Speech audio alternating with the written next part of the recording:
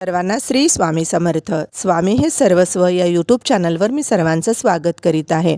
तर आम्ही आज चाललो होतो लग्नाला भद्रावतीला, आणि भद्रावती हे माझं माहेर आहे आणि माहेरी जाण्याचा आनंद काय असतो हे प्रत्येक स्त्रीला विचारायलाच नको. तर आम्ही सरळ लग्न मंडपात पोचलो आणि नंतर लग्न झाल्यानंतर आम्ही जाणार होतो माझ्या आईकडे.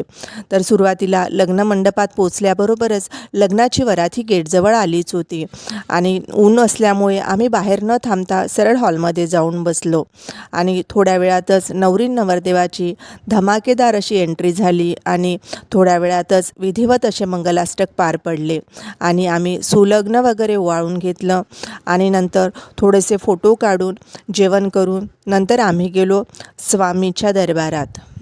तिथून आरती वगैरे आटोपून आम्ही गेलो सरळ माझ्या आईकडे. तर माझे आईबाबाही माझी वाट पाहत बसलेच होते आणि माझे मिस्टर सरळ माझ्या सासूबाईची मेडिसिन आणण्यासाठी चंद्रपूरला गेले होते.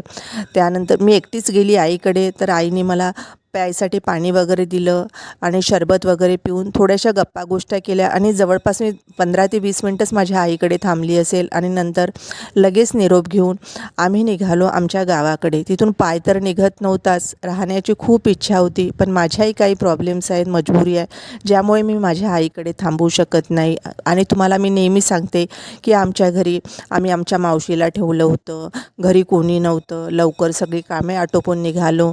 आता यासाठी एक कारण आहे आणि हे कारण मी तुम्हाला लवकरच सांगेल आणि मलासुद्धा उत्सुकता आहे की हे कारण तुम्हाला कळायला हवं. तर कसा वाटला तुम्हाला आजचा व्हिडिओ हे नक्की मला कमेंट करून सांगा. व्हिडिओ आवडल्यास लाईक आणि सबस्क्राईब करा. तर तोपर्यंत सर्वांना श्री स्वामी समर्थ.